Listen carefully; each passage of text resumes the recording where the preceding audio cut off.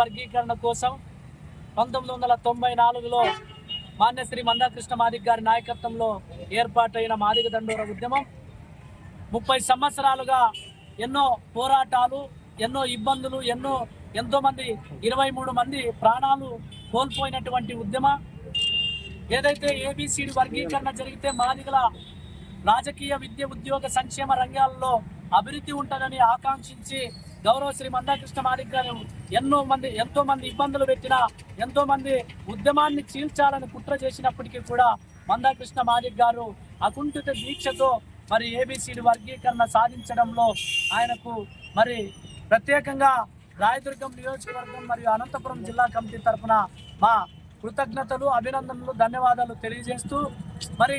ఇంతటి మహోత్కరమైన కార్యక్రమానికి శ్రీకారం చుట్టి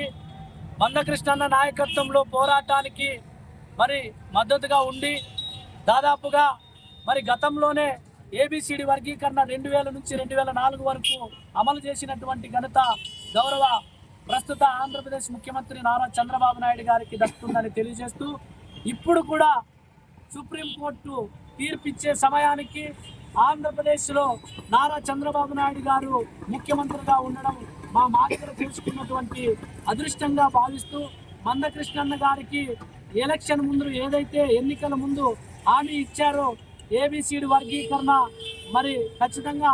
మేము అమలు చేస్తామని మాట ఇచ్చారో మాట నిలబెట్టుకున్నటువంటి ఆంధ్రప్రదేశ్ ముఖ్యమంత్రి గౌరవ చంద్రబాబు నాయుడు గారికి అనంతపురం జిల్లా మాదిగల పక్షాన, రాయదుర్గం నియోజకవర్గ మాదిగల పక్షాన ప్రత్యేకంగా ధన్యవాదాలు తెలియజేస్తూ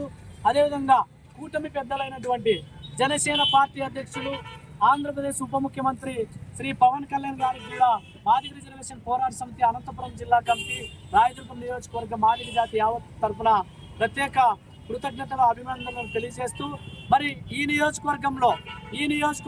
ఎమ్మెల్యేగా ఉంటూ మా బాధలు, మా కష్టాలను చూసి మరి ఆయనకు వచ్చినటువంటి అవకాశంలో నిన్నటి రోజున నిండు అసెంబ్లీ సమావేశాల్లో మా తాలూకా ఎమ్మెల్యేగా, మా నియోజకవర్గ ఎమ్మెల్యేగా, మా ఆప్తుడిగా, మా గౌరవ పెద్దలుగా మరి కాలువ శ్రీనివాసులు గారు కూడా ఏబిసిడి రిజర్వేషన్ల వర్గీకరణ కోసం మరి తన వంతు మద్దతును ప్రకటిస్తూ అసెంబ్లీలో మాట్లాడినందుకు అతనికి కూడా